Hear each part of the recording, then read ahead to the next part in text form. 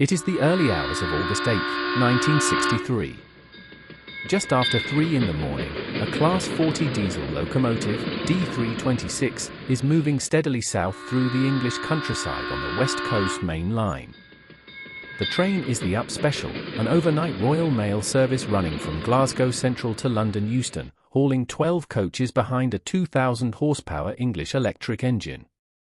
In the cab are 2 railwaymen beginning what should have been a routine night shift. The driver is Jack Mills, 58 years old, based at Crewe, with more than 40 years of service on the railway. Alongside him is the second man, David Whitby, 26, younger and still building his career but already familiar with the quiet discipline of overnight mail runs. D326 has been in traffic for only 3 years. It is a modern, reliable locomotive, doing the work it was built to do. The line ahead is familiar, the timetable ordinary, and nothing suggests that this night will be any different from dozens before it. Then, approaching Sears Crossing, Mills sees a red signal ahead. It should not be there. At this hour, the road should be clear. Still, railway rules leave no room for judgment. A red signal means stop. Mills brings the locomotive to a halt and waits, unaware that the signal has been deliberately altered, and that this simple, correct decision has placed both men directly in harm's way. The red signal at Sears Crossing is not a fault and it is not a mistake. Someone has deliberately covered the green aspect and wired a battery to the red, creating a stop signal where none should exist. As David Whitby leaves the cab to use the line-side telephone, he discovers the truth too late. The communication wires have been cut clean through. Before he can return to warn Jack Mills, he is seized from behind, dragged away from the track, and thrown down the embankment into the darkness. Injured and disoriented, Whitby is removed from the scene in seconds, leaving Mills alone in the cab. Moments later, masked men climb onto the locomotive from both sides. Mills has no warning and no means of escape. He struggles with one attacker, but another strikes him from behind with an iron bar. The blow opens deep wounds across his scalp and leaves him barely conscious, blood pooling on the cab floor. The gang has brought their own driver, a retired railwayman named Stan Aggett, but when he climbs into the cab he quickly realizes he cannot operate a mainline Class 40. The controls and braking system are unfamiliar, and the locomotive remains immobile. With no alternative, the attackers force the injured Mills to take the controls. Dazed and bleeding, he is compelled to move D326 and the first 2 coaches forward to Bradego Bridge. There, the robbery continues, carried out not through skill or precision, but through violence, intimidation, and the complete helplessness of the men who had done nothing more than follow the rules. When the robbers disappear into the night, they leave Jack Mills and David Whitby locked inside one of the coaches, injured, shaken, and instructed not to move for half an hour.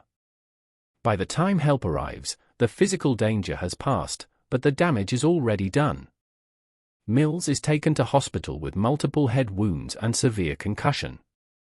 He survives, but he does not recover in the way the railway expects him to.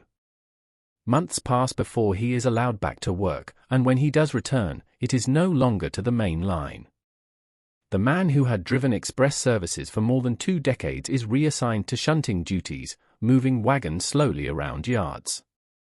He never drives a passenger train again. The job he loved is effectively taken from him. David Whitby returns to the railway as well, but the experience leaves marks that are less visible and no less permanent. Being thrown down the embankment and held captive stays with him.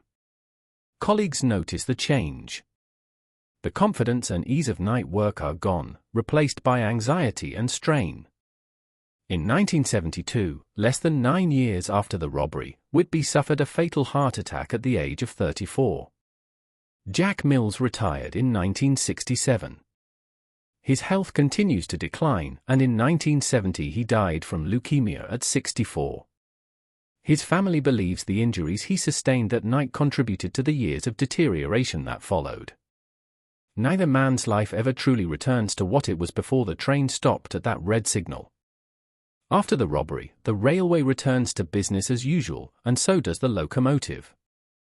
D326 is repaired, cleaned, and sent back into traffic, hauling passenger and freight trains across the network as it had before. Officially, nothing about the engine has changed. It is still a standard Class 40, still reliable, still one of many similar machines working the West Coast main line. Yet among crews, the story does not end so easily. Word spreads in mess rooms and depots, passed quietly between drivers and second men.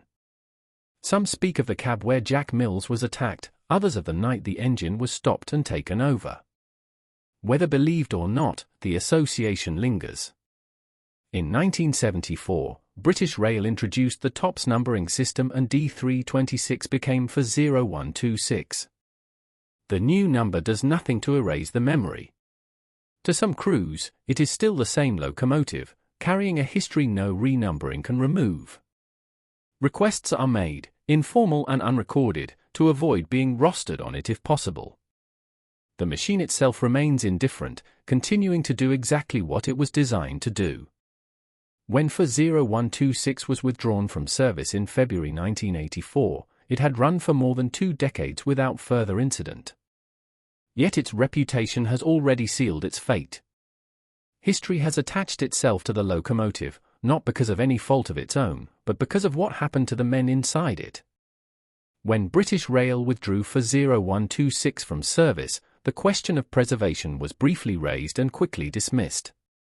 Despite its historical significance, the locomotive was offered to the National Railway Museum and refused. It is not the kind of history the railway wishes to display. Within weeks, the engine is cut up at Doncaster Works, deliberately scrapped before souvenir hunters can claim even a fragment. Years earlier, the high-value parcel coach used in the robbery had met a similar fate, burned under police supervision to ensure it could never become a spectacle. The physical evidence is erased as thoroughly as possible. In public memory, the focus drifts elsewhere. The robbers become names, stories, and films, while the men they injured fade into the background. Jack Mills and David Whitby receive no celebrity, only the quiet consequences of a night they did not choose. Decades later, the railway attempts a correction. Streets are named in their honor, and a locomotive carries Jack Mills' name, allowing it to keep moving through the network. These gestures acknowledge, belatedly, who truly paid the price. If you found this story moving and want to learn more about forgotten moments in history and the people behind them, make sure to like this video, subscribe for more in-depth documentaries, and hit the notification bell so you never miss a story like this.